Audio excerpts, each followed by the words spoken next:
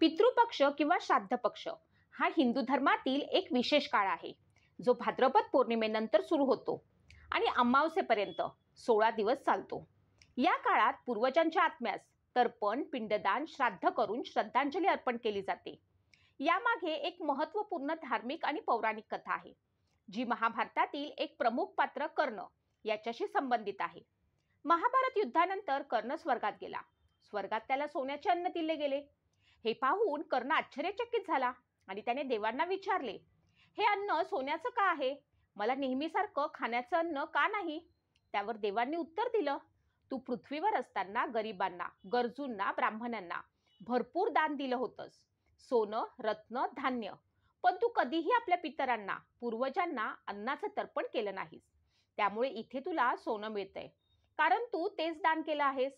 हे ऐकून कर्णाला खूप पश्चाताप झाला आणि त्याने देवांना विनंती केली, मला काही काळ पृथ्वीवर पाठवा, म्हणजे मी माझ्या पितरांना अन्न तर्पण करू शकेन. देवांनी त्याची ही विनंती स्वीकारली आणि त्याला 16 दिवसांसाठी पृथ्वीवर परत पाठवलं. त्या काळात कर्णाने आपल्या पूर्वजांना तर्पण, पिंडदान आणि श्राद्ध केलं. हाच काळ म्हणजे आजचा पितृपक्ष, ज्यात आपण पूर्वजांना अन्न व पाणी अर्पण करून त्यांचे आशीर्वाद मिळवतो. आता आपण पाहणार आहोत पितृपक्षाचं महत्त्व काय आहे.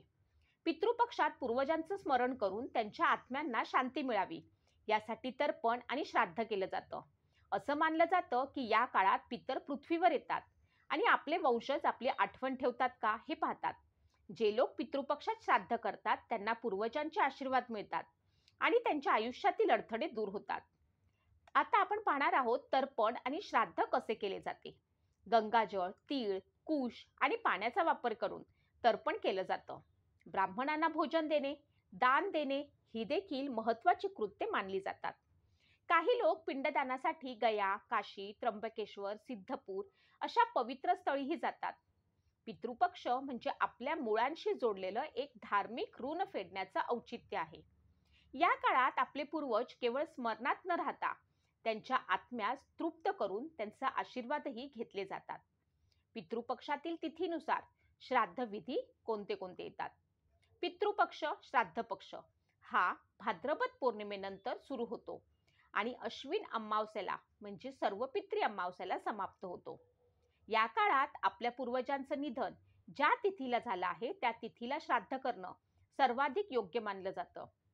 मुख्य तिथी व त्यांचं श्राद्ध, तिथी श्राद्ध प्रकार कोणासाठी.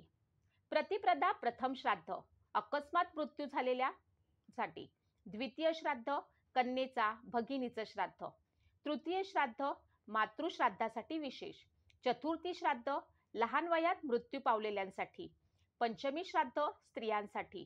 षष्ठी श्राद्ध ब्राह्मण आणि स्त्रियांसाठी. सप्तमी श्राद्ध गुरु, आचार्य यांच्यासाठी. अष्टमी श्राद्ध कन्या आणि स्त्रीसाठी. नवमी श्राद्ध मातृनवमी, विशेषतः मातेसाठी, आईसाठी. दशमी श्राद्ध कुणीही पुरुष मरण पावलेल्यासाठी. एकादशी श्राद्ध ब्रह्मचारी व्यक्तींसाठी. द्वादशी श्राद्ध संन्यासी किंवा साधूंसाठी.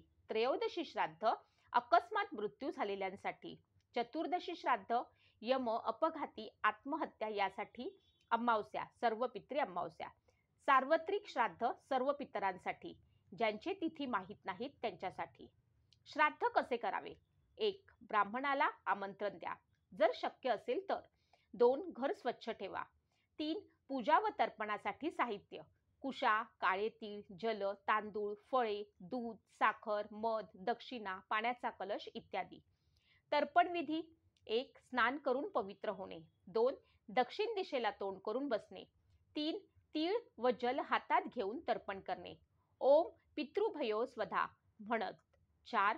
पितरांचे नाव, गोत्र घेऊन तर्पण अर्पण करावे. 5. पिंडदान. तांदळाच्या गोळ्यापासून पिंड तयार करून त्याचे दान करावे. ब्राह्मणास पिंड अर्पणानंतर भोजन देणे.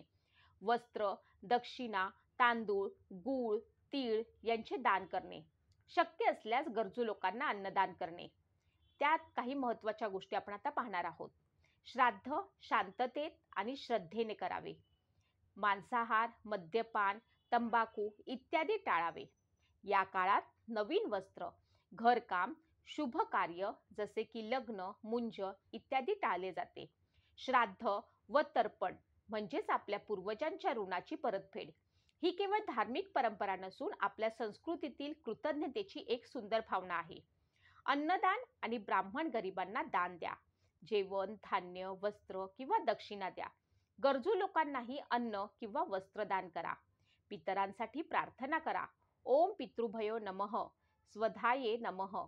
दिवा लावा. शांततेत त्यांचे स्मरण करा. पितर तृप्त झाले तर देव आपोआप प्रसन्न होतात. पितृदोष निवारण्यासाठी हे दिवस अत्यंत महत्त्वाचे आहेत. या पितृपक्षात श्रद्धेने आणि भावपूर्ण मनाने आपल्या पितरांसाठी काहीतरी करा. आजपासूनच तयारी सुरू करा. पितृऋण फोडण्याची ही